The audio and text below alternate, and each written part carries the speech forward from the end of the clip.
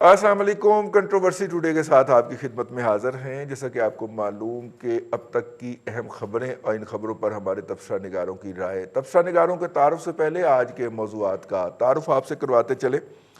और आज सबसे बड़ा इशू जो पाकिस्तान में है वो ये है कि पाकिस्तान के अहम शहरों को लॉकअप करने का फ़ैसला हो गया। NCOC का इजलास था, उसके अंदर बड़े अहम फ़ैसले लिए गए हैं। ताहम कैम्ब्रिज के इम्तहानात जो हैं वो अपने वक्त पे होंगे। बच्चों को उसकी जो है एंट्री वो क्या होती है जिसको हम पुराने ज़माने में डेट शीट कहा करते थे वो दे दी गई है।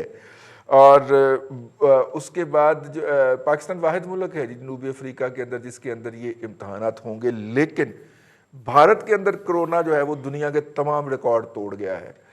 और इसकी क्या वजूहात हैं, ये क्यों हुआ है, इसके ऊपर हम आज बात करेंगे। और पाकिस्तान हमसाया में वाक़या है, यहाँ पे तो परिंदे भी उड़ के आ जाएं तो वो अपने साथ ये बीमारी ला सकते हैं। तो ऐसी सूरत में हमें और क्या हम उसके लिए तैयार भी हैं कि नहीं।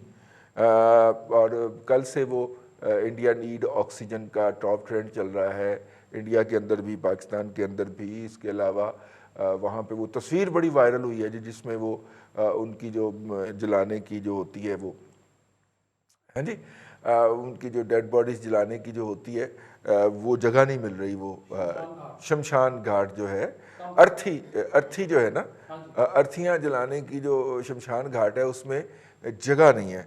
तो ये है सूरत हाल, इसके ऊपर बात करनी है आज हमें। ये हमारा आज का पहला मौजू है।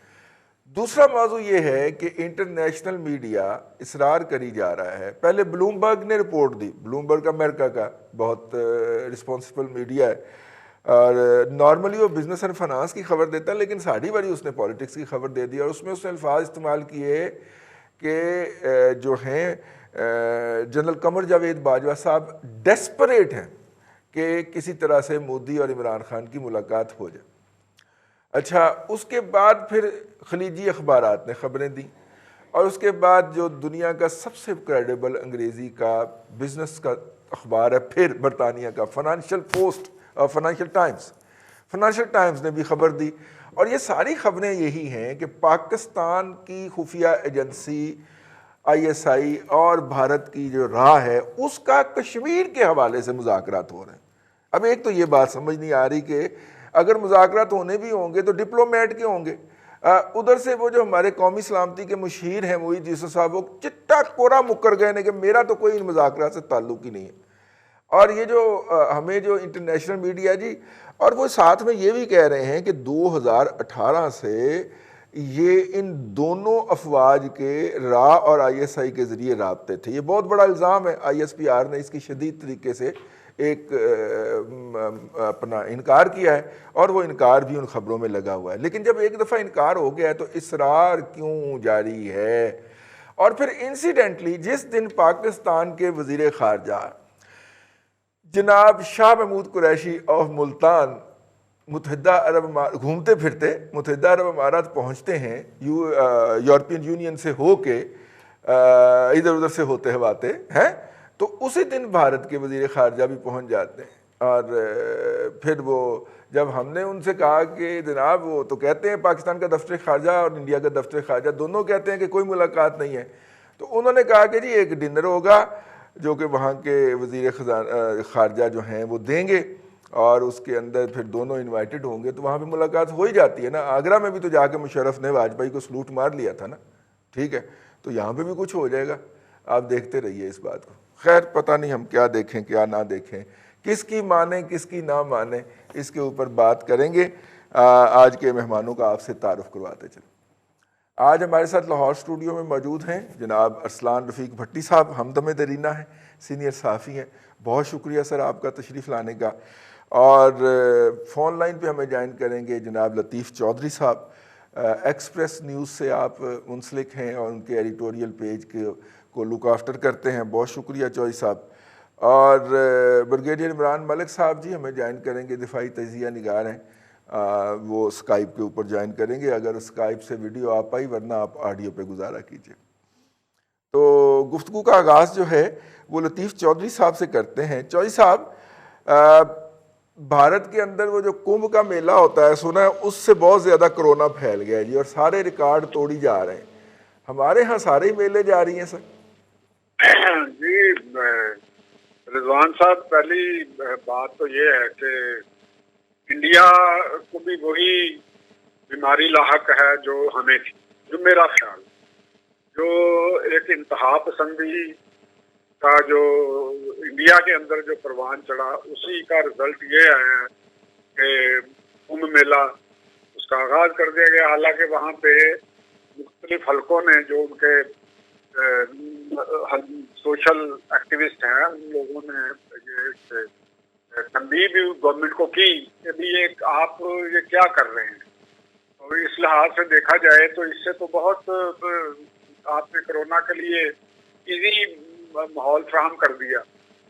लेकिन क्योंकि यूपी में वो योगी आदित्यनाथ साहब हैं, वो बाकायदा तौर पे एक मजहबी आदमी ही नहीं बल्कि वो एक पुरोहित और उनके वो मिशनरी आदमी हैं। तो दूसरी तरफ नरेंद्र मोदी साहब भी वो आप आरएसएस के तरबियत याफ्ता है और वो एक बिलीफ उनके जो हैं वो मुकम्मल हिंदू जो मैथोलॉजी है उनकी वो सच्चाई की हद तक वो समझते हैं।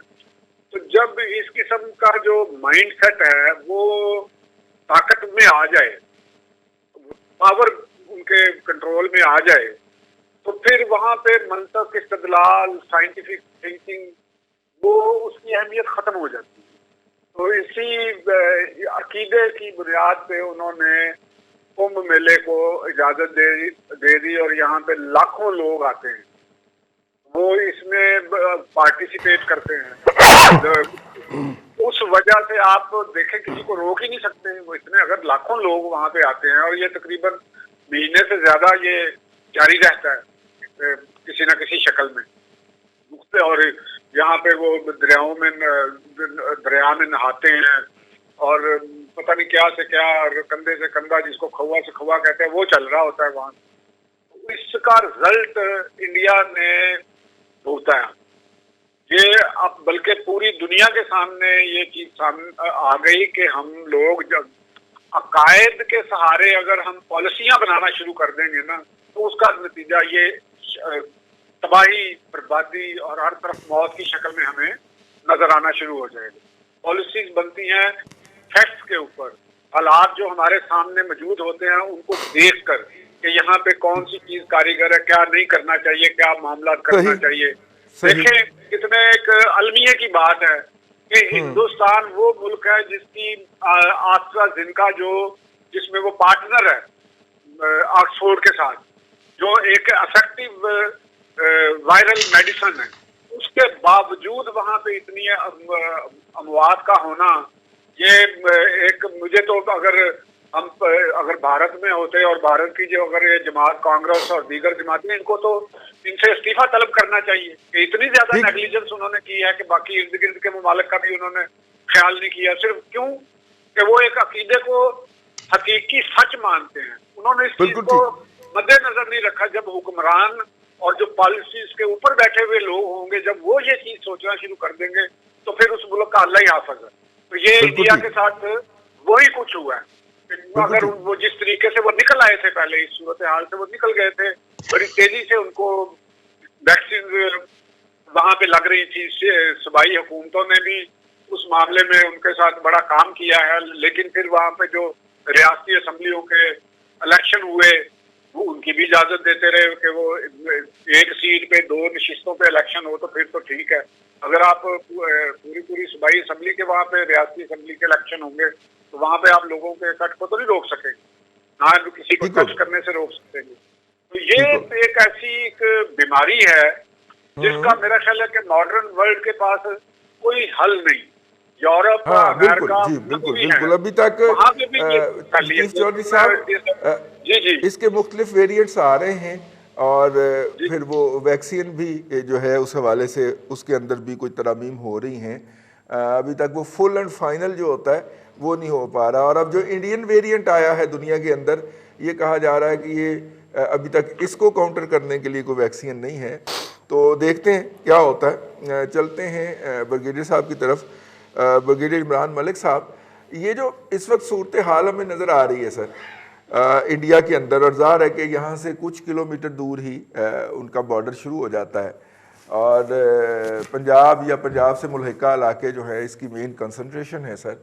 तो ऐसी सूरत में बैन अल-अक़वामी बरादरी के मेंबर के तौर पे भी जिम्मेदारियाँ होती हैं ममालिक की, उनको पेश नज़र नहीं रखा गया और पूरे खित्ते को ख़तरे का शिकार कर दिया गया। ब्रिगेडियर साहब। ये बहुत नवाजिश रईस साहब आपने प्रोग्राम में शामिल किया। आपकी ऑब्जर्वेशन और जैसे भी लतीफ़ साहब ने कहा तमाम बातें बिल्कुल सही हैं। देखें, हिंदुस्तान का सबसे बड़ा इशू क्या है, जैसे लतीफ़ साहब ने भी कहा कि उनकी पॉलिसी फॉर्मुलेशन जो है वो उसकी बुनियाद है उनकी एक्सट्रीम आइडियोलॉजीज़ के ऊपर, हिंदुत्व के ऊपर। और हम जैसे देखते हैं कि ना सिर्फ ये कि उन्होंने हिंदुस्तान के अंदर जितनी भी पॉलिसीज़ बनाई हैं, उनकी जितनी भी डोमेस्टिक पॉलिसीज़ हैं वो हिंदुत्व के ऊपर उनकी पे बेस्ड हैं, बल्कि रीजन के अंदर भी जब उन्होंने अपनी पॉलिसीज़ इम्प्लीमेंट की तो वो भी हिंदुत्व और महान भारत का जो कॉन्सेप्ट है उसकी बुनियाद के ऊपर की गई थी। तो अब ये पहले तो पाकिस्तान और चाइना के खिलाफ इनको हजीमत उठानी पड़ी, उससे ये साबित हो गया कि रीजनल पॉलिसीज़ जो है वो एक्सट्रीम आइडियोलॉजीज़ के ऊपर नहीं चल सकती, नहीं बनाई जा सकती। अब जो उनकी हालत मुल्क के अंदर हो रही है वो भी अब इस बात की गमाजी कर रही है कि एक्सट्रीमिस्ट पॉलिसीज़ आइडियोलॉजीज़ जो हैं वो किसी भी तौर पर एक सेंसिबल किस्म की पॉलिसी फॉर्मुलेशन को वो रिप्लेस नहीं कर सकती। अभी आप जैसे आपने जिक्र किया कुंभ मेले का, ये दुनिया का सबसे बड़ा कांग्रेगेशन कहा जाता है कि जहाँ पे सबसे ज़्यादा लोग एक वक्त में जमा होते हैं, और जबकि इतना ज़्यादा कोरोना वायरस फैला हुआ है और इंडिया में जैसे आपने भी कहा कि एक नया इंडियन वेरिएंट इस वायरस का निकल आया है, तो उसको मद्देनज़र रखते हुए हिंदुस्तान की गवर्नमेंट को चाहिए था कि वो इसके ऊपर कोई ना कोई कदगन ज़रूर लगाते, इसको फेज वाइज कर देते, लोगों को भेजते वहाँ पर एक एक हफ्ते के लिए कुछ तादाद लोगों की भेजते, फिर उनको वापस वहाँ से हटा के फिर अगली तादाद भेजते। बहरहाल वो उनका इशू था और उन्होंने उसको सही तरह से टैकल नहीं किया। अब हिंदुस्तान में आप ये देखें जो सबसे बड़ा इशू आ रहा है, एक तो ये है कि कोरोना फैल बहुत जल्दी से रहा है, बहुत तेज़ी से रहा है, और जो इंडिया की मेडिकल कैपेसिटी है, मेडिकल सर्विसेज की कैपेसिटी जो है उसकी रीच से, उसकी पहुंच से, उसकी लिमिट से वो बाहर निकलता जा रहा है। अब उनके हॉस्पिटल्स की कैपेसिटी से ये बाहर हो गया, वहाँ पे जितने मरीज आ गए हैं, ऑक्सीजन जो है वहाँ पे हिंदुस्तान में वो बहुत हद तक कम हो गई है, उसकी इतनी डेफिशिएंसी हो गई है कि लोग अभी सिलेंडर्स को लूट रहे हैं और उनको लेकर भाग रहे हैं अपने घरों की तरफ। और ये इस बात की एक तरफ इंडिकेट करता है कि उनकी जो मैनेजमेंट है और एडमिनिस्ट्रेशन है इस कोरोना वायरस को डील करने के लिए वो मुकम्मल तौर पर फेल हो गई है। और इसके अलावा आप जो सबसे हैरानकुन बात है, अगर आप इनके ट्विटर हैंडल्स देखें तो इस वक्त भी जबकि हिंदुस्तान दुनिया का सबसे ज़्यादा मुतासर हुआ मुल्क लग रहा है, सबसे ज़्यादा इनके डेली नए केसेस आ रहे हैं, सबसे ज़्यादा अमवात हो रही हैं वहाँ पे, तो ये ट्विटर हैंडल्स इस वक्त सबसे ज़्यादा ट्रेंड कर रहे हैं। उनके अंदर उनके इलेक्शन जो हो रहे हैं बंगाल में वो है, उसके अंदर विराट कोहली है और उसके अंदर IPL है। कोरोना और उसकी जो तबाहकारियाँ हैं वो कहीं पे भी उनका मेरे ख्याल में उनके लिए इतनी इम्पोर्टेंसली अभी तक उसने ली, या शायद ये भी मुमकिन है कि उनका अपना मीडिया ही उसको शायद इतना ज़्यादा डिटेल में कवर नहीं कर रहा है या उसको इजाज़त नहीं है इसको कवर करने की। तो मेरे ख्याल में हिंदुस्तान के हालात बहुत ख़राब हैं। पाकिस्तान को अब ये चाहिए कि हिंदुस्तान से बिल्कुल जो फिज़िकल मूवमेंट है अक्रॉस आवर बॉर्डर्स वो मुकम्मल तौर पर बंद कर देनी चाहिए। बेशक वो जो है रिलीजियस टूरिज्म जिसको हम कहते हैं उसके लिए लोग आना चाहें, या ट्रेड तो वैसे ही बंद है, जो भी मूवमेंट है चाहे बाय लैंड है, बाय सी है, बाय एयर है, वो बंद हो जानी चाहिए। और पाकिस्तान को हिंदुस्तान से बिल्कुल अपने आप को आइसोलेट करना चाहिए फौरी तौर पर, जब तक कि हिंदुस्तान के हालात बेहतर नहीं हो जाते। और इसी तरह से जो हिंदुस्तान में हुआ है उससे फ़ायदा उठाते हुए, लेसन्स लर्न करते हुए पाकिस्तान को भी चाहिए कि अपने मुल्क के अंदर वो तमाम इकदाम करे जिससे हम हिंदुस्तान जैसी इतनी बदतर हालत जो है उससे हम बच सकें। बिल्कुल ठीक है। लेकिन ब्रिगेड साहब इसमें क्या करें, ये बात जो है अपना भट्टी साहब ने हमें बताई है कि रमज़ान से एक दिन पहले, मेरा ख्याल 48 घंटे पहले उन्होंने बैसाखी की मुबारकबाद भी दी है हमारे प्राइम मिनिस्टर जनाब इमरान खान साहब ने, और बैसाखी मनाने वालों को आने के ऊपर खुश आमदीद भी कहा है दुनिया भर से। Bhatti sahab correct me if I am wrong. जी जी जी, ठीक है। और अब मेरा मतलब है कि वो इंडिया से भी आए हुए होंगे और सारी दुनिया से आए हुए होंगे और ये तोहफा बांट के गए होंगे। इसी तरह जब बरतानिया के अंदर अगले लेवल 3 का कोरोना आया तो उस वक्त लोगों ने मिन्नतें की, चांगड़े मारी, हाथ जोड़े कि जनाब ये जो है ये बरतानिया से वर्जिन अटलांटिक की नॉन स्टॉप फ्लाइट जो आपने शुरू करवाई है आपके बचपन के यार ने, ये बंद कर दीजिए। उन्होंने कहा नहीं हो सकती, PIA बंद करवा ली ताकि वो वर्जिन अटलांटिक चल सके, ब्रिटिश एयरवेज चलवा दी ताकि लोग जो है वो धड़ाधड़ वहाँ से आए और इधर से जाए। लेकिन ता आन के बरतानिया ने पाबंदी लगाई हमारे ऊपर, हमने नहीं लगाई। ठीक है भट्टी साहब, तो ऐसी सूरत के अंदर अल्लाह ताला से दुआ है कि वो हमें महफूज रखे। लेकिन भट्टी साहब ये तो इस वक्त तजारत का तो इंटरेक्शन तकरीबन बंद है, लेकिन ये जो हमारे प्राइम मिनिस्टर साहब ने विंडो खोली हुई है, हम तो शदीद ख़तरे में हैं यार। रईस साहब बात यह है कि वो आपने पहले सिख हजरात की बात की, वो आए थे उसमें अपने बैसाखी के मेले में, चूँकि 14 को मेन फंक्शन इनका होता है वहाँ पे गुरुद्वारा जन्मस्थान में और ननकाना साहब में भी होता है थोड़ा सा, वो आके गुज़िश्ता रोज़ वापस चले गए शाम में ना। उसमें तो तकरीबन कोई 1000 के करीब थे ये लोग। ऑब्वियसली वो उन इलाकों से थे जहाँ पे इसकी बड़ी स्पाइक आई हुई है, पंजाब के अंदर बड़ी स्पाइक है इसकी। ठीक है कि वो गांव में लोगों को नहीं पहुंचते या गांव के अंदर से लोग, कोई बाहर नहीं गया, कोई आया नहीं, वहाँ पे नहीं होगा। लेकिन जो करियर है रईस साहब उसका मालूम नहीं हो सकता। अभी जो रिसेंट रिसर्च इस पर जितनी भी हुई है 1-1.5 साल के अंदर, उसमें ये बताया गया जो करियर है उसको खुद को फील नहीं होता कुछ भी। वो मैं अब जब से बात कर रहा हूँ, मैंने मेरे मुँह से अगर कोई चीज़ निकल गई या मेरे मुँह से थूक निकला या गिर गया कहीं, तो वो करियर है। और मैं अगले 15-20 मिनट तक है ना, उसके बाद जी जी। लेकिन रईस साहब देखें, जब रश वाली जगह होती है तो उसमें तो 1 सेकंड भी कीमती है आपका। अब रहेगी बात कि जी इंडिया ने क्या किया, हमने क्या किया, हम क्यों नॉन सीरियस हैं। रईस साहब देखें, NCOC को क्या ज़रूरत पड़ी थी कि वो इस तरह के सख्त फैसले करता है, या इस तरह के सख्त फैसले या तजावीज़ ही सामने आती। आप लाहौर की किसी मार्केट में चले जाएं, वो लगता है ऐसे है कि आज ही चांद रात है, आज आखिरी दिन है, या तो सुबह अल्लाह ना माफ़ करे, अल्लाह माफ़ करे, अल्लाह माफ़ करे कि सुबह क़यामत है। इस तरह का रश है, इस तरह की चीना झपटी है बाज़ारों में कि आप सोच नहीं सकते हैं। रमज़ान बाज़ार में चले जाएं, 1 रुपया या 2 रुपये चीज़ सस्ती है सवाए चीनी के और आटे के, बाकी सब चीज़ों में 1 या 2 रुपये का फ़र्क है। वहाँ पे भी आप चले जाएं, लाइनों की लाइनें, कतारों की कतारें नज़र आ रही हैं। समझ नहीं आ रही है कि पता नहीं ये बॉर्डर पार करने की अमेरिका की तरफ जा रहे हैं या कनाडा में। हफ्ता में 5 दिन बिजनेस कर दिए शायद इसलिए हो जाता है। नहीं रही साहब, देखें आपने सब्सिडी देनी है ना, आप एट सोर्स सब्सिडी क्यों नहीं देते हैं। चीनी जब आपने बाज़ार में परमिट इशू किए हुए हैं गवर्नमेंट ने, आम लोगों को आटे के परमिट होते हैं, दुकानदारों के परमिट्स बनते हैं, लाइसेंस होता है, आप एट सोर्स मिलों को दे दें कि जी ये आपने 65 रुपए के हिसाब से जो भी आएगा आपने दे देना है, तो अब आपका मसला हल हो जाएगा, आपको लाइनों में लगना नहीं पड़ेगा। अब आप 100 स्टोर अब 100 वो जो है सेल पॉइंट खोलने लगे हैं लाहौर के अंदर कि चीनी की किल्लत दूर हो जाए। तो रईस साहब चीनी की किल्लत क्या इन 100 सेल पॉइंट से दूर हो जाएगी? क्या कोरोना हफ्ते को और इतवार को छुट्टी पे होता है या सोया होता है या उसने भंग पी ली होती है या वो अफगानिस्तान चला जाता है? नहीं रईस साहब, हमें एहतियात करनी चाहिए। देखें दिल्ली में मिसालें हम देते हैं, उनका बहुत बुरा हाल है, नो डाउट। हम तो सिर्फ दुआ कर सकते हैं, हम बाकी कुछ नहीं कर सकते उनके लिए, क्योंकि इंसान मार रहे हैं ना। मजहब तो ठीक है, फर्क है, जाहिर है उनसे हमारा, वो बुद्ध मत को मानते हैं, हिंदू मत है उनका, वो बुतों की पूजा करते हैं, जो भी है, जैन है, जो भी उनका मजहब है, लेकिन इंसान तो वो है ना बहरहाल। तो इंसानियत की मौत हो रही है तो रईस साहब अफसोस तो हमें भी है, लेकिन हमने अपने साथ क्या किया कि हम तो देखे जी सफाई निस्फ़ ईमान है। आप मेरे साथ किसी मस्जिद में चले जाएं, कोई SOP फॉलो नहीं कर रहा, जुड़ के साथ खड़े होते हैं कि बीच में जगह नहीं छोड़नी, सफ़ें पूरी करनी है, हर जगह यही हाल है। भट्टी साहब जुमे वाले दिन ना मैंने कुछ थोड़ा सा फासला किया और जब आखिर में वो जमात खड़ी हो गई ना तो एक बंदा इधर आके खलो गया, एक बंदा इधर आके खलो गया, लो कर लो तुसी।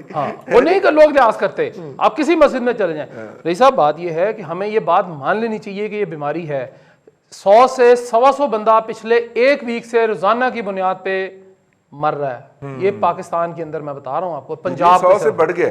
ठीक है ना, पिछली दफा 100 तक गया था जी। तो हमारी चीखें निकल गई जी, थी। अब बात ये इस है दफा अल्हम्दुलिल्लाह 150 तक भी चला जी, गया। अब उसमें मसला ये है रईस साहब कि हम एहतियात नहीं कर रहे, हमने मास्क नहीं लगाना। देखिए मैंने मास्क अगर लगाया है ना तो मैं अपने लिए नहीं बच रहा, मैं आपको बचा रहा हूँ। आपने मास्क लगाया तो हम दोनों अगले 2 बंदों को बचा रहे हैं।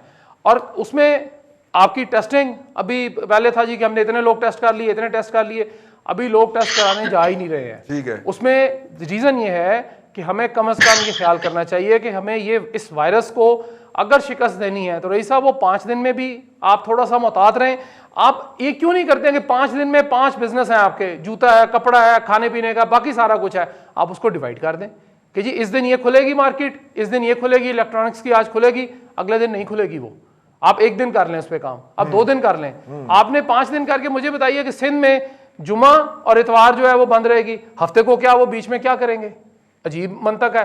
बाकी मुल्क एक जगह इकट्ठा ही नहीं हो रहा हमारा, हम बता ही नहीं पा रहे हैं, हम सिर्फ जोर दे रहे हैं, अपीलें कर रहे हैं जी कि मास्क लगा लें। रईस साहब वो आपने एक फुटेज देखी हुई थी, एक कोई वलैती फुटेज थी कहीं से, तो आपने वो देखी होगी फुटेज की, उसमें वो पुलिस वाले ने डंडा मारा उस बंदे को, उसने फौरन मास्क निकाल के अपने मुंह पे लगाया। हाँ। तो रईस साहब हम पुलिस से ये जो मास्क ना लगाए जो है वो मास्क के बगैर भी डंडे मार लेती है, आप बेफिक्र हो जाए। हाँ वो ठीक है आपकी बात, लेकिन रईस साहब हम जब तक सख्ती नहीं करेंगे हमारी कौम सुधरने वाली नहीं है। ठीक है, ब्रेक में जा रहे हैं जी, ब्रेक से वापस आएंगे तो बात करेंगे एक और मुद्दे की और एक और मामले की। फिलहाल प्रोग्राम में वक्फा।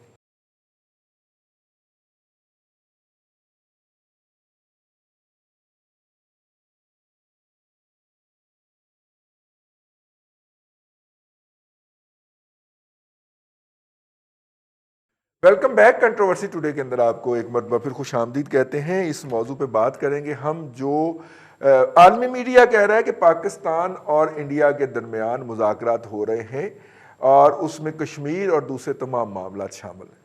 पाकिस्तान के मीडिया दफ्तर खारजा ने और ISPR ने दोनों ने इसकी तरदीद की है, लेकिन बातें उसी तरह हो रही हैं जिस तरह के हमारे आलमी मीडिया कह रहा है। हमारे वज़ीर खारजा जो हैं वो ऐन उस वक्त दुबई पहुंचते हैं जिस वक्त भारत के वज़ीर खारजा दुबई पहुंचते हैं, और भारत के मीडिया में भी कोई खबर नहीं है इस हवाले से। हाँ, हमारी तरफ जो है वो अमन का हैज़ा ज़रूर हुआ है, ठीक है, अमन का हैज़ा, और उल्टियाँ करी जा रहे हैं हम अमन की, कोई और करे या ना करे। ब्रिगेडियर साहब, बड़ी दुख की बात है कि जिन्होंने अमन कायम रखने के लिए लड़ना होता है ना, उन्हें सबसे ज़्यादा अमन का हैज़ा हुआ इस वक्त पाकिस्तान में, ठीक है, और जिन्हें अमन का अलापना चाहिए पाकिस्तान में, वो जंग की बातें कर रहे हैं, ठीक है, बल्कि अब तो वो भी नहीं कर रहे हैं जी, उनको भी हमने निकाल बाहर मारा है। ये जो आलमी सतह के ऊपर खबरें आ रही हैं ब्रिगेडियर इमरान मलिक साहब के मुज़ाकरात हो रहे हैं और क्रेडिबल इंटरनेशनल मीडिया जो है वो इसको रिपोर्ट कर रहा है। पाकिस्तान का नेशनल सिक्योरिटी एडवाइज़र, वो जो बचूंगड़ा है बच्चा बेचारा, वो कहता है मुझे तो नहीं पता ऐसी कोई बात हो रही है, और वो कहा जा रहा है कि ISI और रवा के दरमियान मुज़ाकरात हो रही है। कैसे मुज़ाकरात हैं सर, अगर हो रहे हैं तो? मेरे ख्याल में रईस साहब ये तो एक बहुत ही अच्छा और सेंसिटिव टॉपिक है जो आपने आज चुना है। देखिए अभी आप ये देखें कि पाकिस्तान और हिंदुस्तान के दरमियान ही नहीं, खाली जितने भी दुनिया में ऐसे मुतहारिब ममालिक होते हैं उनके दरमियान जो कॉन्टैक्ट जो हैं ये कभी भी मुकम्मल तौर पर ख़त्म नहीं होते। जंग भी हो रही हो तो फिर भी ये डिप्लोमेटिक कॉन्टैक्ट्स या इनकी जो आर्म फोर्सेज हैं उनके दरमियान ये जो कॉन्टैक्ट हैं, कम्युनिकेशन जो है ये कायम रहती है। तो उस हिसाब से हमें बहुत ज़्यादा इस बात से परेशान नहीं होना चाहिए कि ये कॉन्टैक्ट्स क्यों हैं। बड़ी मिसाल है ये मेरे ख्याल में तो अगर ये कॉन्टैक्ट्स हैं तो ये एक जिसको हम अंग्रेजी में कहते हैं whole of the government approach है कि जिसके अंदर पूरी गवर्नमेंट शामिल है। और फिर वक्त अगर हिंदुस्तान अगर पाकिस्तान की तरफ से ISI अगर ये मुज़ाकरात कर रही है तो हिंदुस्तान से भी रॉ वाले कर रहे हैं, उनके भी कोई गवर्नमेंट नहीं कर रही या कोई और नहीं कर रहा। तो उस हिसाब से हम एक लेवल प्लेइंग फील्ड के ऊपर उनके साथ बातचीत कर रहे हैं। मगर मेरे लिए ये ज़्यादा इम्पोर्टेंट बात नहीं है कि कौन गवर्नमेंट बात कर रही है या गवर्नमेंट के कहने के ऊपर ISI बात कर रही है। मेरे लिए जो ज़्यादा सोचने की बात है वो ये है कि हिंदुस्तान ने तो आज तक कभी कोई तीसरी पार्टी की आर्बिट्रेशन या मॉडरेशन जो है उसको एक्सेप्ट ही नहीं किया। वो तो हमेशा इसको पाकिस्तान और हिंदुस्तान के दरमियान जितने भी मामलात हैं उसको बायलैटरल लेवल पे वो इसको डील करना चाहते हैं। उन्होंने तो प्रेसिडेंट ट्रंप जिन्होंने कोई 2 3 4 दफा सालिसी की पेशकश की, उसको भी बहुत ज्यादा घास नहीं डाली। तो अब यूएई के आर्बिट्रेशन पे या उनकी सालिसी के ऊपर हिंदुस्तान कैसे राजी हो गया? सबसे पहले बात हमें यह सोचनी चाहिए कि हिंदुस्तान राजी क्यों हुआ। मेरे नजदीक हिंदुस्तान इसलिए राजी हुआ क्योंकि इस वक्त हिंदुस्तान एक मुश्किल पोजीशन में है। अगर हम स्ट्रेटेजिकली देखें तो वो लाइन ऑफ एक्चुअल कंट्रोल पे चाइना से बहुत बुरी तरह से पिट चुका है। लाइन ऑफ कंट्रोल के ऊपर पाकिस्तान की एयरफोर्स, पाकिस्तान की आर्मी, पाकिस्तान की आर्म फोर्सेस से वो काफ़ी बुरी तरह पिट चुका है, उसको बहुत हजीमत उठानी पड़ी है। कश्मीर में उसका कंट्रोल अभी तक मुकम्मल नहीं हुआ, तकरीबन 650 650 दिन हो गए हैं उसके क्लैम्प डाउन के ऊपर, अभी तक उसके पास ये कंट्रोल नहीं आया कि वो अपने ये जो कंडीशन जो उसने ले डाउन की हुई हैं, स्ट्रिक्ट कंडीशन है क्लैम्प डाउन की, उनको थोड़ा सा रिलैक्स कर सके। फिर पंजाब में जो सिख फार्मर्स जो हैं उनका जो प्रोटेस्ट चल रहा है उसके ऊपर अभी तक वो काबू नहीं कर सका है। और ये फार्मर्स प्रोटेस्ट इंशाल्लाह आप देखिएगा कि यही फार्मर्स प्रोटेस्ट जो है ये खालिस्तान की आज़ादी का रूप इख्तियार करेगी और उसको खालिस्तान की आज़ादी की मूवमेंट को ये तक़वियत पहुंचाते हुए उसको पाया तकमील तक पहुंचाएगी इंशाल्लाह। उसके बाद कोरोना, जिसका हम जिक्र कर चुके हैं कि हिंदुस्तान में क्या हाल है, उसके बाद उसकी इकॉनमी। तो अगर आप ये देखें कि जब इतने ज़्यादा हिंदुस्तान को मसाइल हैं तो वो अब ये चाह रहा है कि किसी ना किसी तरह से पाकिस्तान की तरफ से उसको थोड़ा सा सुकून मिल जाए, कोई थोड़ा सा अमन हो जाए पाकिस्तान के साथ, ताकि वो यहाँ से जो है अपनी तवज्जो जो है वो हटा सके कुछ देर के लिए। बिल्कुल ठीक है। और एक बहुत इंपॉर्टेंट पॉइंट जो मैं भूल गया, जो सबसे ज़्यादा इंपॉर्टेंट है इस सारे मामले में, कि हिंदुस्तान जब तक पाकिस्तान के साथ मामला दुरुस्त नहीं करता, दुरुस्त से मुराद ये है कि यहाँ पे अमन नहीं लाता, उस वक्त तक वो यहाँ से अपनी जो 80 to 90% फौज जो उसकी पाकिस्तान के खिलाफ लगी हुई है उसको यहाँ से नहीं हटा सकता है। और अगर उसको यहाँ से हटा नहीं सकता है तो उसको वह यहाँ से हटाकर चाइना के खिलाफ लगा नहीं सकता है। बिल्कुल ठीक है। मैं दोबारा आता हूँ आपकी तरफ, तो फिर आप अमेरिका की इसी पॉलिसीज पॉइंट को पे वो फॉलो रहिएगा। नहीं कर सकते हैं इस रीजन मैं के दोबारा अंदर। आपकी तरफ आता हूँ और जो अमेरिका ने उसको टास्क दिया है चाइना को कंटेन करने का, उसको वो कंटेन करने में निकासिर है। तो जब लतीफ़ चौधरी साहब की तरफ जा रहे हैं और चौधरी साहब जो हैं उनसे यही सवाल, सर आलमी मीडिया कह रहा है कि मुज़ाकरात हो रहे हैं, हमारे फॉरेन ऑफिस और ISPR दोनों कह रहा है जी मुज़ाकरात नहीं हो रहे, कितनी मनी है सर? ਸਾਨੂੰ ਕਿਸੇ ਦੀ ਵੀ ਨਹੀਂ ਮੰਨਣੀ ਚਾਹੀਦੀ। ਅਸੂਲਨ ਤੇ ਉਹਨਾਂ ਨੇ ਤੁਹਾਨੂੰ ਦੱਸ ਦਿੱਤਾ ਨਾ ਜੀ ਅਸੀਂ ਮੁਜ਼ਾਕਰਾਤ नहीं करते। बात ये है कि अगर हमारे यहाँ जो एक डिप्लोमेसी बैकडोर डिप्लोमेसी है, ये नरवाना फोर्ट की जो लिगेसी अब तक ये उसी का एक सिलसिला, बाद लोग ये कह रहे हैं कि वो जो चल रहा है अभी तक बैकडोर चल रही है। तो देखिए बात ये है कि जो चीज़ बैकडोर है उसका तो किसी को कोई पता नहीं है कि बैकडोर में क्या बातचीत हो रही है, क्या मामला हो रहे हैं, किस जगह पे क्या कुछ कहा जा रहा है। और अगर फिर उसके अंदर एजेंसी को कहा जाए कि एजेंसी एक दूसरे से मुज़ाकरात कर रही हैं, तो मेरा ख्याल है कि भी ऐसा बज़ाहिर, क्योंकि मैं कोई इंटेलिजेंस का आदमी तो नहीं हूँ, मेरा नहीं ख्याल कि कोई इंटेलिजेंस की मालूमात तो शेयर हो सकती है। वो मुज़ाकरात पॉलिटिकल नेचर की जो एक सेटलमेंट के मामलात होते हैं उनको तो वो नहीं एड्रेस कर सकते कि जी हमने क्या करना है। वो तो और इसी तरह अगर आर्मी फौज के दरमियान मामलात होते हैं तो वो ज़्यादा से ज़्यादा सीज फायर का, मोर्चों का, अपने इन मामलात पे वो डिस्कस कर सकते हैं। तो अगर हमने कोई अमन के हवाले से करनी है, सोल्यूशन के हवाले से करना है कि कश्मीर पे सोल्यूशन क्या लेना है, तो उसके लिए अगर बैकडोर ही करना है मामला सारे, तो फिर इतना ये काम करने की क्या जरूरत है। आप जो करना है कौम के सामने करें ना। कौम क्या कहती है कि आप कोई किसी के साथ कोई अमन बातचीत ना करें। कभी किसी ने कहा है? किसी सियासी जमात ने नहीं कहा, किसी ने नहीं कहा। मेरा नहीं ख्याल कि किसी ने ये कहा हो। इवन जमात इस्लामी JUI जैसी जो मजहबी ओरिएंटेशन की हामिल जमातें हैं तो उन्होंने भी ये नहीं कहा कि आप हिंदुस्तान से मुज़ाकरात ना करें। वो अलबत्ता ये जरूर कहते हैं कि भी आप कश्मीर पे जो सेटलमेंट है वो पाकिस्तान के मौके पे वो करें और वो मामला को करें। तो बात हमारे यहाँ ये एक अजीब किस्म की ये बात है कि जो बैक चैनल मामला हो रहे हैं इंटरनेशनल डिप्लोमेसी में। एट वॉर जब जंग हो रही हो, मेरा ख्याल है कि जब जंग हो रही हो तो उस वक्त तो एक दूसरे के साथ रुआबत की एक वजह बनती है। तो जब एक पूरी तरह कोई ऐसा मसला भी नहीं है तो फिर बैकडोर आप किस चीज से क्या कर रहे हैं? एक चंद बंदे अगर हो रही है, अव्वल तो तरदीद आ गई है, चंद बंदे या चंद ऑफिसर्स जो इस मुल्क के एक तनख्वाहदार लोग हैं, हमीद गोल कह ले, नहीं मेरा क्या वो क्यों मतलब बैकडोर में उनका बनता नहीं है, तो वो ज्यादा से ज्यादा क्या कर सकते हैं वहां पे बातचीत के लिए? तो हिंदुस्तान, मेरा नहीं ख्याल के इंडिया कोई, और वहां पे इंडिया की जो सियासी की बातें हैं, हिंदुस्तान जो है ना वो इस किस्म के काम की कोई इजाजत देंगे। ये इंटेलिजेंस एजेंसीज के हवाले से मेरा आज भी यही मौकफ है कि वो ज्यादा से ज्यादा एक दूसरे से मालूमात शेयर कर सकते हैं, और ये मालूमात वो ऑलरेडी पहले भी एजेंसीज एक दूसरे के साथ अपने अपने सेफ साइड रख के वो मालूमात शेयर होती रहती है।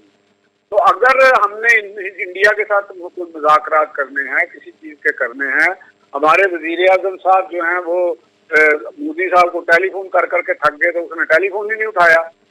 हालांकि हमारे वजीर आजम साहब इंटरनेशनल बकौल कुछ लोगों के वो हीरो भी हैं, और उन्हें अब वाज और खुतबे देने का भी बहुत ज्यादा अब शौक है। तो उन्होंने ये कदर डाली कि उन्होंने उनको लिफ्ट ही नहीं कराई। उन्होंने तुम कौन है भी, ठीक है ना जी, उन्होंने तो कोई मुज़ाकरात, मोदी ने तो उनका फोन भी नहीं सुनना पसंद किया। ठीक है, हमारे खूबसूरत और हैंडसम वजीर आजम इस किस्म की जो सिचुएशन है वो तो कम से कम आप रजी साहब आपके लिए ना हो, लेकिन मुझे तो ये बड़ा गुस्सा चढ़ता है इंडिया पे। उनकी ऐसी की चाहती कि वो हमारे इतने खूबसूरत वजीर आजम का वो फोन ना सुने। हाँ, अगर इतना मेरे सामने हो तो मैं यकीनन कुछ कर लूँ या अपने आप के साथ कर लूँ। हाँ, ये तो ज्यादती वाली बाकी रह गया, हाँ बाकी रह गया वजीर खारजा, तो वो तो उनके पास तो यही हम तो कहेंगे कि वो दुआ करे थी ना, उनके पल्ले कुछ है ना लेनी ना देनी, स्वाय उनके टिकटों के पैसे खर्च करने के इस कोरोना के दौर में कौम के पैसे जाया कर रहे हैं। तो कभी वो जहाज में बैठ के सूट पहन के कभी उधर जा रहे हैं, कभी उधर जा रहे हैं। उन्होंने करना क्या है? उनकी कोई हैसियत है? तो वो जो मईद यूसुफ साहब है तो उनका क्या यहाँ पे स्टेक है? वो तो अपनी पोटली उठाएंगे तो वो वापस अमेरिका चले जाएंगे। उनका क्या है? वो तो मशीर है, वो तनख्वाह ले रहे हैं, उल्टा सीधा मशवरा दे देंगे। ये जो काम करना है, हम ये नहीं कह रहे, अगर हमारे ISPR ने कहा है कि कोई ऐसी बात नहीं, तो ऑफिशियली बिल्कुल वही मानी जाएगी कि नहीं हो रहे। तो लेकिन वही बात मैं ये करूंगा कि मुज़ाकरात जो भी होने चाहिए वो ओपन होने चाहिए। इसमें क्या डर वाली बात है? इसमें खुफिया रखने वाली कोई बात है? बिल्कुल ठीक। किसी मुल्क के साथ अगर हमने कोई मुज़ाकरात करने हैं वो ओपन करें। पाकिस्तान के कौन सी सियासी जमात है वो जो मुखालफत करेगी या क्या दबाव है? बिल्कुल ठीक ठीक ठीक, बहुत शुक्रिया चौधरी साहब, बहुत शुक्रिया। भट्टी साहब फोन मुज़ाकरात अगर तो कह रहे हैं, हजरत कह रहे हैं, तो ये इंटरनेशनल मीडिया मुस्बत रिपोर्टिंग क्यों नहीं कर रहा कि जब हम कह रहे हैं मुज़ाकरात नहीं हो रहे तो वो भी कहें मुज़ाकरात नहीं हो रहे? वो कही जा रहा है कि मुज़ाकरात हो रहे हैं और लम्हा मौजूद में भी हो रहे हैं। रही साहब, वो इंटरनेशनल मीडिया जो है ना जी, वो आज़ाद है। नहीं, वो मुस्बत रिपोर्टिंग करे ना जी, आज़ाद रहे। नहीं, उसको देखें, उसको हम डिक्टेट नहीं हम कर सकते। इंटरनेशनल मीडिया के एंकर्स को भी तनख्वाह देंगे, उनकी बीवियों को भी तनख्वाह देंगे, और वो बीवियों के जो कॉलम छपेंगे वो भी हम खुद लिख के देंगे, लेकिन वो मुस्बत रिपोर्टिंग तो करें ना जी। रही साहब देखें, बात यह है कि इसमें दो निकलती हैं बातें कि अगर मुज़ाकरात हो रहे हैं तो हम क्यों छुपा रहे हैं। दूसरी बात कि अगर बिल्कुल ही नहीं है तो फिर ये खबरें क्यों गर्दिश कर रही हैं? ये सही। दो उसके पॉइंट, ये दो ऑप्शंस हैं। दो ऑप्शंस हैं जी इसमें। अगर तो देखें जी, अगर मुज़ाकरात भारत से हमारे हो रहे हैं, अगर एक उसमें एक ये पहलू निकलता है कि हो रहे हैं और कि हम नहीं बताना चाह रहे हैं, तो उसमें यह है कि हो सकता है कि यूएई में कोई इंसिडेंट हो गया हो कि वहाँ पे भारतीय वज़ीर ख़ारजा भी पहुँच गए हों या भारत का वफ्द पहुँचा हो और ये भी पहुँच गए हो, चूँकि उनके ताल्लुकात यूएई के भारत से बहुत बेहतर हैं हमारी निस्बत। इसी तरह बाकी जगहों पे भी हो सकता है। अभी वो सार्क का भी पिछले दिनों आया हुआ था जी कि मोदी साहब ने कहा जी कि मैं पहुँच जाऊँगा, मसला ही कोई नहीं है, पाकिस्तान में है या पाकिस्तान के किसी दूर दराज इलाके में भी है, वो चाहे ग्वादर में होगा, मैं जाऊँगा। वजह यह है रईस साहब कि हम क्यों छुपाते हैं ऐसी चीज़ें, अगर कहीं हैं तो। लेकिन चूँकि ISPR हमारा सबसे मुल्क का ज़िम्मेदार इदारा है, इस मामले में अगर वो कोई स्टेटमेंट देता है तो हमें उसको मिनो अन उसको मानना चाहिए कि नहीं हो रहे तो नहीं हो रहे। अब बात यह है कि अभी भी बज़िद हैं कुछ लोग कि जी नहीं, हमारी जरूरत है सर, हम तो कह रहे हैं कि इंटरनेशनल मीडिया मुस्बत मैं क्यों नहीं कहा? मैं उस पर आ रहा हूँ, मैं उसी तरफ आ रहा हूँ। दूसरी बात यह है कि भारत से रईस साहब मुज़ाकरात अगर अब क्या हमेशा से होते रहे हैं, हम कभी भी पीछे नहीं हटे, भारत भी कभी पीछे नहीं हटा। कहीं ना कहीं कोई राब्ता, कोई बारीक रम्स थोड़ी सी कहीं ना कहीं चल रही होती है, वो चाहे हमारी डायरेक्टली हो रही हो, चाहे इनडायरेक्टली हो रही हो, चाहे दोस्तों के थ्रू हो रही हो। अब मुझे बताइए, आप रशियन लोगों से मिलते हैं, रशियन DGMOs का राब्ता तो कभी नहीं टूटता, कभी टूट ही नहीं सकता ना, वो तो हॉटलाइन पे होते हैं, वो तो हॉटलाइन पे होते हैं। फोन उठाया जी, भाई ये माजी इसका कुछ दुरुस्त नहीं है, मैं फिर कत्तर नहीं, ठीक है आपकी बात, लेकिन बात यह है कि आप कह रहे हैं जी कि मुस्बत रिपोर्टिंग क्यों नहीं कर रहा। रईस साहब देखिए, अगर तो वो आप उसको डिनाई कर रहे हैं, बिल्कुल ठीक है। अब उसमें या तो आप उसको कोई परमानेंट सोल्यूशन इसका ढूंढें कि वो आपके खिलाफ या आपके हक में ये बात इस तरह की ना करें कि जो आपसे वेरीफाई कर लें, या तो आप वेरीफाई कर दें। अगर आप वेरीफाई नहीं करते हैं, डेफिनेटली। भट्टी साहब, आपने ये बात नोट की होगी, LOC के ऊपर भी वो मुशर्रफ दौर वाला हमने वो मुआहदा निकाला है जी, झाड़ा झूड़ा है और उसको इम्प्लीमेंट कर लिया है, ठीक है जी। तो मुशर्रफ दौर वाले फिर वो कश्मीर के 5 सोल्यूशन भी निकाल लिए हैं, जी, ठीक है ना जी। इंडिया ने तो उनमें से कोई नहीं माना, वो तो कब्जा कर गया। रईस साहब देखें, इंडियन उनकी फॉरेन पॉलिसी अपने मुल्क के मुताबिक है, वो किसी मुल्क के मुताबिक नहीं ढालते उसको, बिल्कुल या सही चेंज नहीं करते हैं। बिल्कुल सही। आप हमारे यहाँ अयूब से लेके आज तक एक ही पॉलिसी जो भी कि कोई पॉलिसी नहीं कि कोई पॉलिसी नहीं है, हमने बनानी भी नहीं है। उन्होंने 47 में जो कुछ बना लिया था कि जी ये इंडिया है, वो आज भी वही मानते हैं जी कि ये नहीं, इंडिया, उसमें इजाफा करते जाते हैं। उसमें उन्होंने 74 के अंदर उन्होंने वो जो उसमें अब्सॉर्ब किया था सिक्किम, अगर आपको याद जी हो। जी जी जी मैं वही बता रहा हूँ कि उन्होंने कुछ नहीं किया। उन्होंने ये कहा कि जी हमने इसको बनाना है, बस nationalism is the final thing. हमने इस तरह का काम नहीं किया। हमने वक्त के साथ साथ कुछ तब्दीलियां, भारत ने भी तब्दीलियां की होंगी, मैं नहीं कहता, according to circumstances, international environment क्या चल रहा है, कौन किधर अलाइनमेंट्स दे रहा है, उसने किया, लेकिन उसने अपने मफादात को आगे रखा। हमारा अलमिया यह है कि हमने दूसरों के मफादात को आगे रखा तो हमें मार पड़ती है फिर। अब इंटरनेशनल मीडिया के कितने, अगले दिन मैं देख रहा था एक फुटेज चल रही थी इस्लामाबाद से जी कि इंटरनेशनल मीडिया के तमाम लोगों को बुलाकर एक ब्रीफिंग दी जा रही है, ये इस पे TYP पे जो है LY जो है तहरीके लब्बैक पे कलअदम तहरीके लब्बैक पे उनको ब्रीफिंग दी जा रही है। तो रईस साहब उसमें देखिए, मुझे बताइए कि हम इतने हैंडीकैप होते हैं कई चीज़ों पे कि हमें वज़ीर दाखिला या वज़ीर ख़ारजा नहीं मिलता। वो BBC से फ़ोन जाता है या किसी आलमी मीडिया का, रॉयटर्स से जाता है, CNN से जाता है, ठक करके उनको सॉर्ट दे देते हैं। तो रईस साहब फिर वो जब हमारे से पूछेंगे तो हम तो अंदर की बात ऑटोमेटिकली पता चल जाएगी। रिपोर्टिंग कर रहे हैं तो मुस्बत रिपोर्टिंग करें।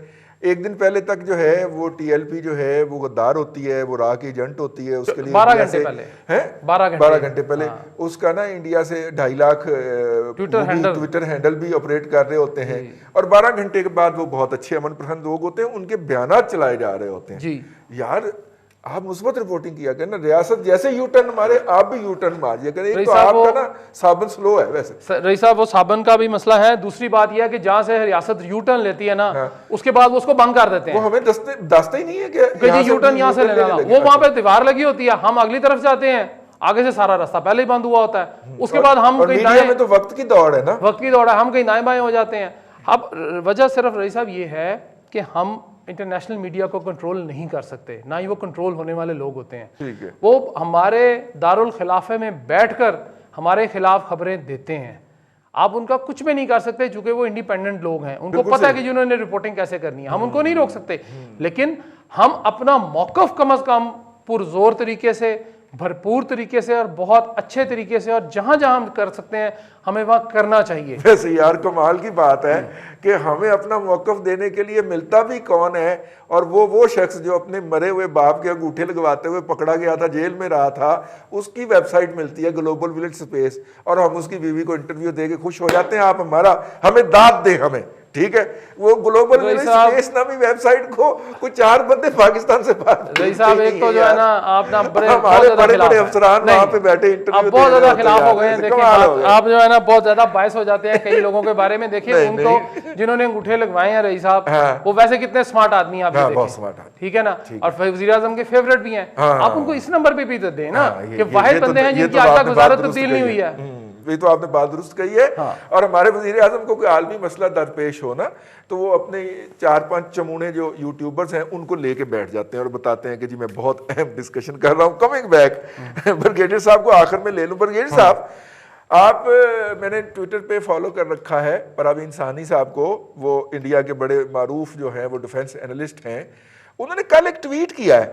ब्रिगेडियर साहब आप हमारे साथ हैं ना जी? ब्रिगेडियर इमरान मलिक साहब जी, मैं सुन रहा हूं आपकी आवाज। जी जी।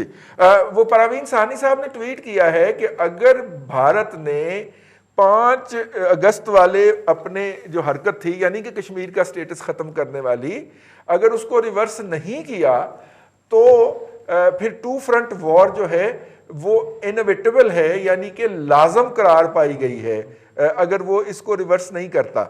ये बड़े दिनों के बाद कोई एक अनोखी सी बात मुझे सुनने को मिली है। ये तो हम पाकिस्तान में भी भूल चुके हैं सर 5 अगस्त, तो परवीन सानी साहब को कैसे याद रह गया? मेरे ख्याल में परवीन सानी साहब जो है ये अपने काफ़ी इनके तजिए आते हैं हर किस्म के मीडिया के ऊपर, और मैं इस बात से तो मैं काफ़ी हद तक इत्तेफाक करता हूँ। ये जो हमने पहले बात की है उसकी उस बात को तक़वियत पहुँचाती है ये कि हिंदुस्तान को ये ख़तरा है। हिंदुस्तान को अब ये इदराक हो गया है कि वो अकेला चाइना के ख़िलाफ़ नहीं लड़ सकता, और चाहे गए कि वो पाकिस्तान और चाइना दोनों के साथ मिलकर उनके खिलाफ जंग लड़े। 2 फ्रंट वॉर जंग लड़ना जो है उसकी मिलिट्री और पॉलिटिकल कैपेसिटी से बहुत ज़्यादा बाहर है, वो नहीं लड़ सकता। तो इसीलिए जो अभी आप ये बैक डोर चैनल्स पे और ये बैक डोर डिप्लोमेसी देख रहे हैं, सब उसी के वजूहात हैं। जो बात उन्होंने की कि ये 5 अगस्त के मामलात को वो अगर रिवर्स नहीं करता तो 2 फ्रंट वॉर होगी, तो वो ये बात भी साथ उनको कहनी चाहिए थी कि अगर वो 5 अगस्त 2019 के स्टेप्स जो उन्होंने लिए हैं जो उनको रिवर्स करते हैं, तो उसके बाद बीजेपी की गवर्नमेंट और नरेंद्र मोदी की गवर्नमेंट भी हिंदुस्तान में नहीं रहेगी।